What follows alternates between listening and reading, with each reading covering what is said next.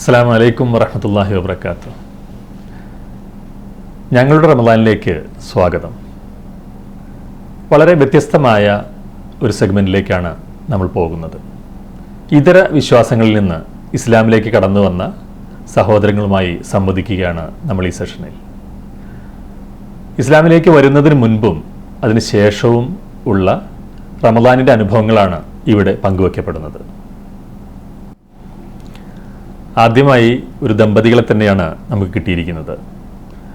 അവരുടെ പേരിൽ നിന്ന് തന്നെ നമുക്ക് തുടങ്ങാം. അസ്സലാമു അലൈക്കും. പേര് പറഞ്ഞോളൂ. എൻ്റെ പേര് ആരിഫ്. നാട്ടിലെവിടെയാണ്? കണ്ണൂർ സിറ്റി. കണ്ണൂർ സിറ്റി തന്നെ.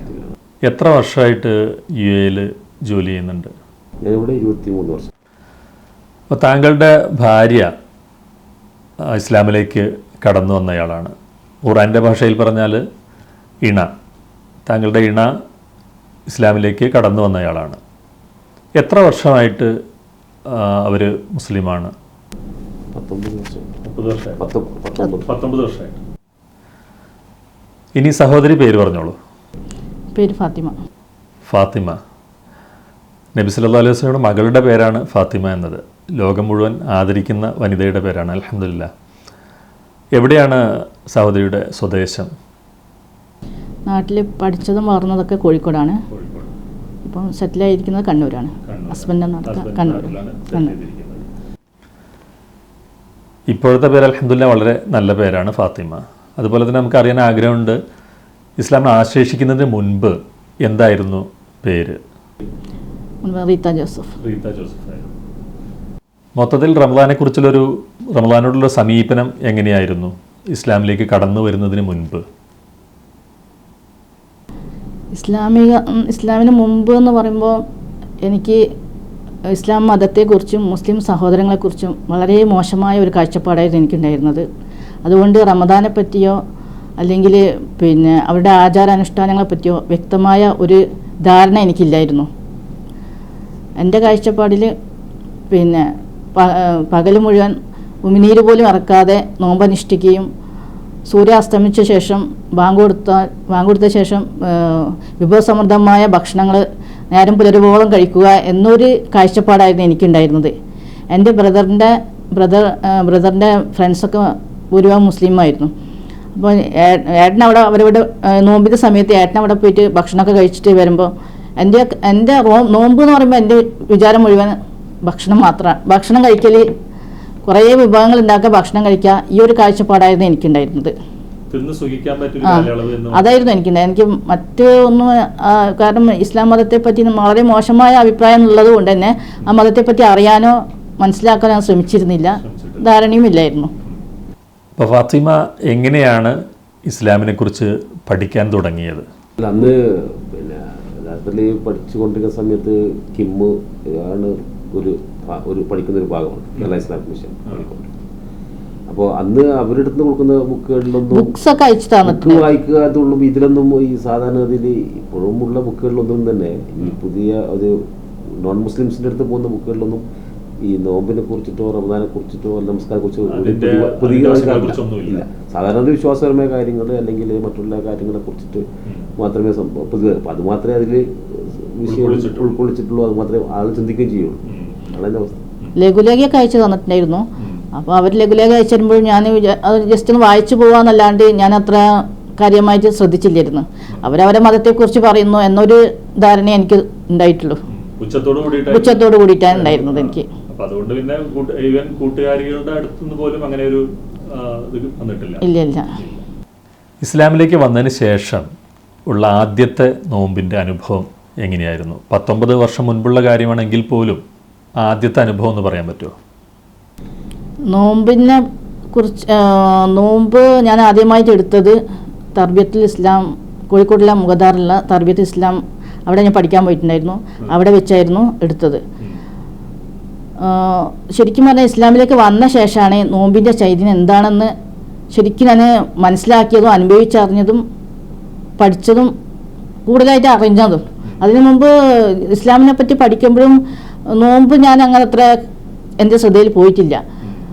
അപ്പം പിന്നെ മനസ്സിലൊരു ഭയവും ആശങ്കയും ഉണ്ടായിരുന്നു. എന്ന് വെച്ചാൽ എനിക്കത് എടുക്കാൻ പറ്റുമോ, ശാരീരികമായിട്ട് എടുക്കാൻ പറ്റുമോ. ഞാൻ ക്രിസ്ത്യൻ ബാക്ക്ഗ്രൗണ്ടിൽ നിന്നാണ് വന്നത്.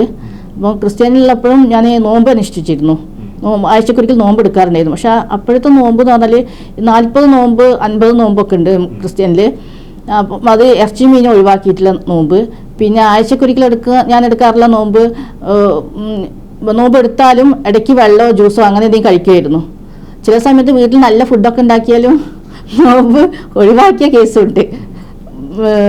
നല്ല ഫുഡൊക്കെ ഇന്ന് എനിക്ക് എടുക്കാൻ പറ്റില്ല എന്ന് വെച്ചാൽ നോമ്പ് അങ്ങനെ അത്ര വലിയ ഇമ്പോർട്ടൻസ് എല്ലാം കൊടുത്തിരുന്നത്. പക്ഷെ ഇസ്ലാമിൻ്റെ ആ നോമ്പ് എന്ന് പറഞ്ഞാൽ പിന്നെ റമദാൻ ആഗതമായാൽ സ്വർഗ കവാടങ്ങൾ തുറക്കപ്പെടുകയും നരക കവാടങ്ങൾ കുറ്റിയടയ്ക്കപ്പെടുകയും ചെയ്യുകയും പിന്നെ പുണ്യങ്ങളുടെ പെരുമഴ വർഷമാണെന്നുള്ളത് പറഞ്ഞതും പിന്നെ അതുപോലെ തന്നെ പ്രവാചകൻ തിരുമേനി സല്ലല്ലാഹു അലൈഹി വസല്ലം പിന്നെ നോമ്പിൻ്റെ പ്രാധാന്യം നിങ്ങൾ ഒരു വിശ്വാസി മനസ്സിലാക്കിയിരുന്നെങ്കിൽ എന്നും നോമ്പായിരുന്നെങ്കിൽ എന്ന് ആഗ്രഹിച്ചു പോവുകയും ചെയ്യുമെന്ന് അതൊക്കെ അങ്ങനെ മനസ്സിലാക്കുകയും പഠിക്കുകയും ചെയ്തപ്പോൾ ശരിക്കും നോമ്പിനെ ഞാൻ കാത്തിരിക്കുകയായിരുന്നു.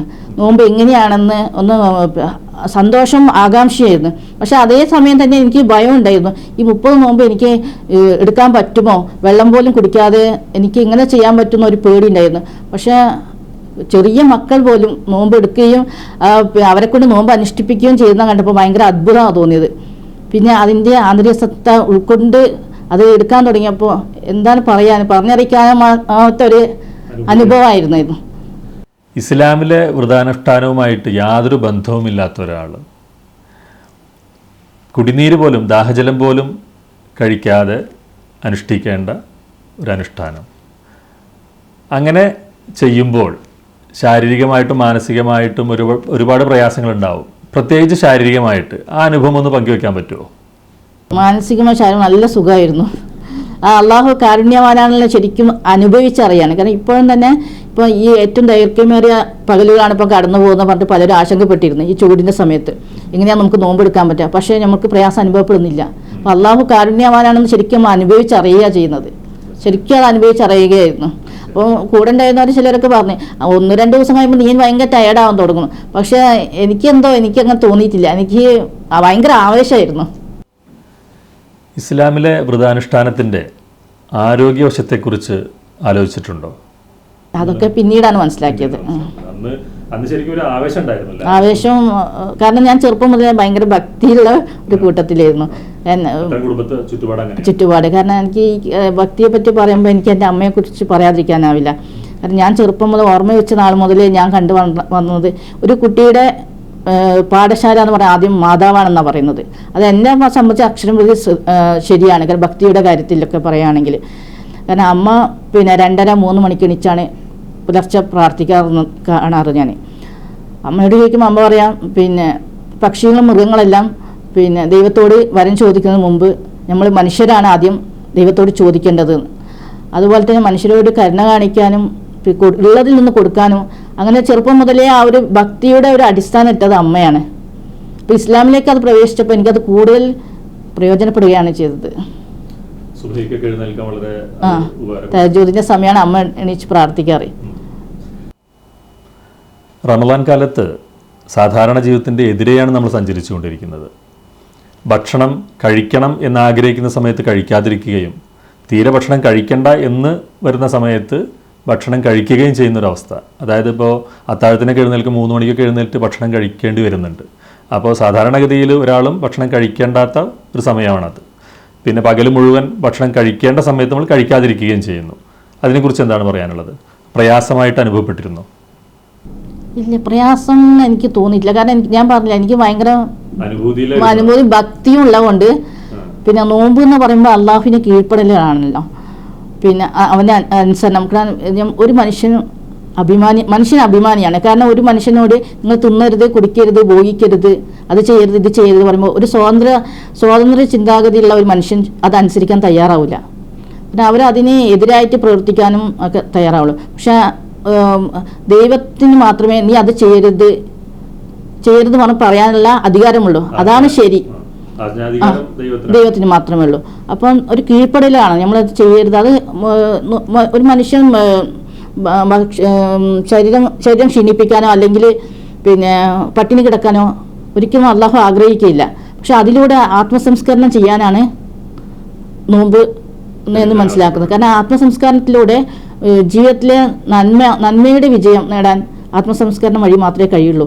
കാരണം ആത്മസംസ്കരണം നടക്കുന്ന ഒരു വ്യക്തിക്ക് മാത്രമേ പിന്നെ ദൈവകൽപ്പനകൾ അനുസരിച്ച് ജീവിക്കാൻ കഴിയുള്ളൂ. അതാണ് യഥാർത്ഥത്തിൽ നോമ്പ് എന്ന് ഞാൻ വിശ്വസിക്കുന്നു. അൽഹംദുലില്ലാ, റമദാനെക്കുറിച്ചും നോമ്പിനെക്കുറിച്ചുമെല്ലാം വളരെ ആഴത്തിൽ തന്നെ സഹോദരി മനസ്സിലാക്കിയിട്ടുണ്ട്. ഇത് മനസ്സിലാക്കുന്നതിനും അനുഷ്ഠിക്കുന്നതിനുമായിട്ട് ഭർത്താവിൻ്റെ ഏറ്റവും നല്ല സപ്പോർട്ട് കിട്ടിയിട്ടുണ്ട് എന്നാണ് നാം മനസ്സിലാക്കുന്നത്. സപ്പോർട്ട് കിട്ടിയിട്ടുണ്ട്. അള്ളാഹുവിൻ്റെ കാരുണ്യം ഞാൻ പറയുള്ളൂ അതിൽ. അദ്ദേഹം ഒരു നിമിത്തം മാത്രമാണെന്ന് എനിക്ക്. കാരണം ഞാൻ പറഞ്ഞില്ല, ലഘുലേഖ അയച്ചു തരുമ്പോഴും പറഞ്ഞു തരുമ്പോഴൊക്കെ പിന്നെ ഞാനത് പുച്ഛത്തോടെ വീക്ഷിച്ചിരുന്നത്.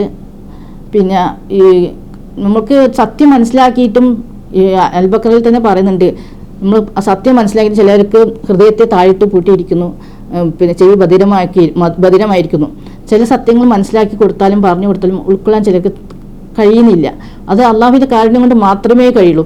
അള്ളാഹു എനിക്ക് നൽകിയ ഈ ജീവിതത്തിൽ എനിക്ക് നൽകിയ ഏറ്റവും വലിയ ഗിഫ്റ്റായിട്ടാണ് ഞാൻ കാണുന്നത് ഇസ്ലാമിൻ്റെ വെളിച്ചം. ഇപ്പം എത്ര വർഷമായിട്ട് നിങ്ങൾ രണ്ടുപേരും ഒരുമിച്ച് റമദാന് ഇവിടെ ഗൾഫിലുണ്ട്? അതിൻ്റെ ഒരു അനുഭവങ്ങൾ പറയാൻ പറ്റും? ഇപ്പോൾ ലാസ്റ്റ് കണ്ടിന്യൂസ് ആയിട്ട് ഇപ്പോൾ 7 വർഷമായിട്ട് ഇവിടെ ഒന്നിച്ചിട്ട് ഗൾഫിലാണ് റമദാൻ ഉള്ളത്. അപ്പം അതിൻ്റെ ഒരു മധുരം എങ്ങനെയുണ്ട്? അതിൻ്റെ ഒരു ഇപ്പോൾ ഇവിടെയുള്ളൊരു അറ്റ്മോസ്ഫിയർ എങ്ങനെയാണ്? ഇവിടുത്തെ അറ്റ്മോസ്ഫിയർ ആണ് വളരെ നമുക്ക് ഇബാദത്ത് ചെയ്യാനും പഠിക്കാനും എല്ലാ കാര്യങ്ങൾക്കും വളരെ നല്ലതാണ്. പിന്നെ കൂട്ടുകാരും പ്രവർത്തനം അതൊക്കെ അത്രയ്ക്ക് സംതൃപ്തിയാണ്.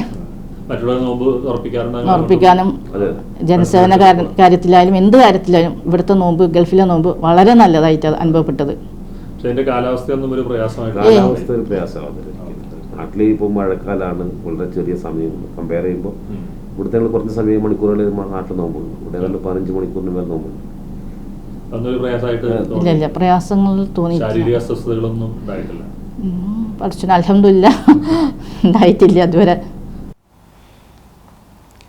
ഇപ്പോൾ നമ്മൾ ജീവിക്കുന്ന ഈ ദുബായിൽ തന്നെ റമദാൻ ആരംഭത്തിന് ശേഷവും അതിന് മുൻപും ഒക്കെ ആയിട്ട് ഒരുപാട് പേർ ഇസ്ലാമിലേക്ക് കടന്നു വരുന്നുണ്ട്. ഇസ്ലാമിൻ്റെ തത്വങ്ങൾ മനസ്സിലാക്കാൻ ആഗ്രഹിക്കുന്നവരുണ്ട്. ഇപ്പോൾ നമ്മൾ ചർച്ച ചെയ്തു, നിങ്ങൾ ഇസ്ലാമിലേക്ക് കടന്നു വന്നതിന് ശേഷവും അതിന് മുൻപും ഒക്കെയുള്ള റമദാൻ അനുഭവങ്ങളും ഇസ്ലാമിനെക്കുറിച്ചുള്ള അനുഭവങ്ങളും നമ്മൾ പങ്കുവച്ചു.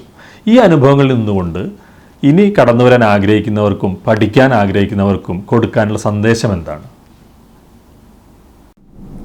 എല്ലാവർക്കും റമദാൻ ആശംസകൾ. ലോകത്തിലെ എല്ലാ നോമ്പനുഷ്ഠിക്കുന്നവരും അല്ലാത്തവരുമായ എല്ലാ സഹോദരിമാർക്കും ഞങ്ങളുടെ റമദാൻ ആശംസകൾ. ഇസ്ലാമിൻ്റെ വെളിച്ചത്തിലേക്ക് കടന്നു വന്ന ഒരു സഹോദരിയുടെയും അവർക്ക് വഴിവെളിച്ചം കാണിച്ച ഒരു സഹോദരൻ്റെയും റമദാൻ അനുഭവങ്ങളാണ് നമ്മൾ കേട്ടത്. അവർക്ക് വേണ്ടി നമുക്കും പ്രാർത്ഥിക്കാം.